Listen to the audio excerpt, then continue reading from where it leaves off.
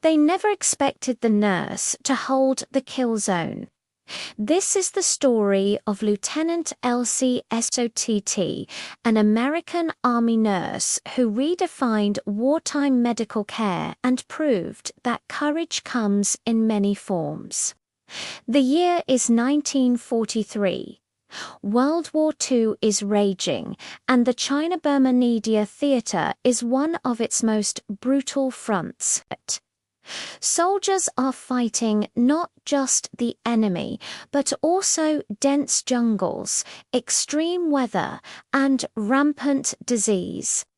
For the wounded, getting back to safety was a nightmare. The journey from the front lines in India back to the United States could take months by ship or train, a grueling ordeal that many didn't survive.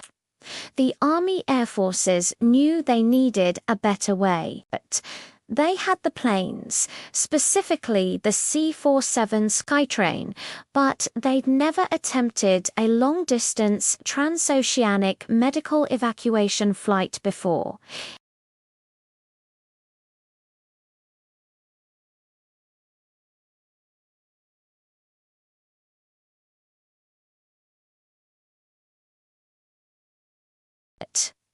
How do you manage pain, infection, and psychological distress thousands of feet in the air for days on end?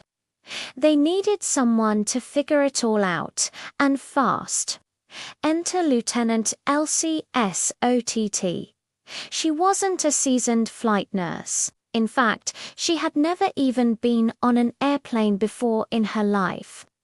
She was a general duty hospital nurse stationed in Karachi, India, when her superiors asked for a volunteer to accompany 5 seriously ill patients on this experimental flight back to Walter Reed Hospital in Washington, D.C.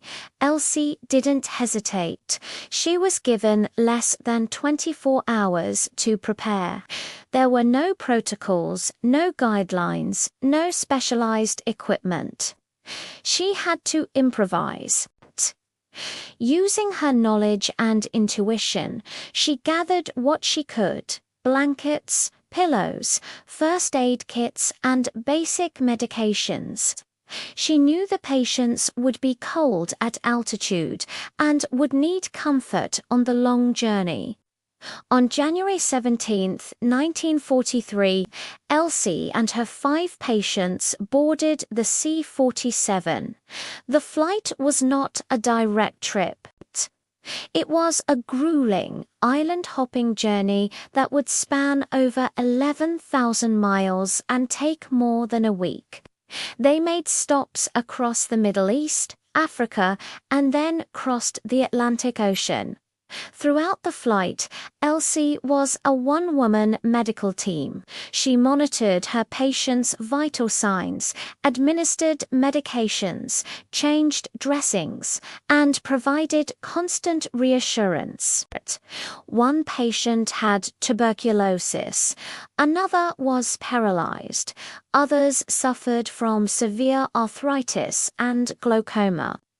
The unpressurized cabin of the C-47 meant dealing with fluctuating oxygen levels and temperatures. Elsie had to manage everything from feeding her patients to helping them with basic needs, all while battling her own airsickness.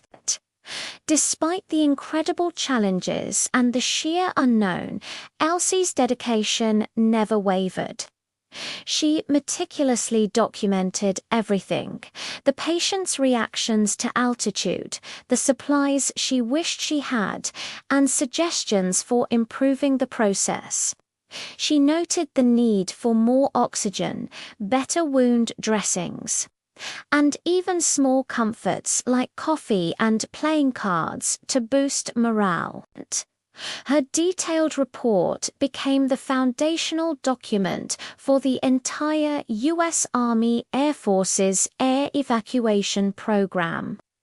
When the plane finally landed at Bowling Field in Washington, D.C., all 5 patients were alive and in stable condition.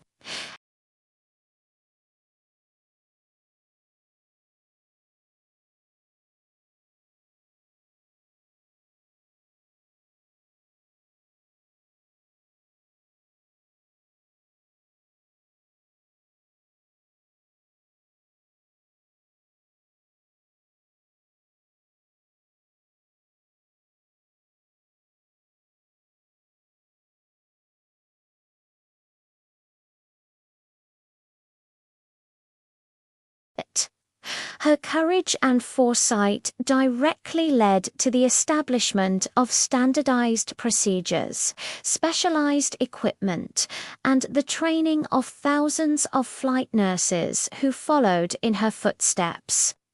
Her work saved countless lives during the remainder of World War II and continues to influence modern aeromedical evacuation practices to this day.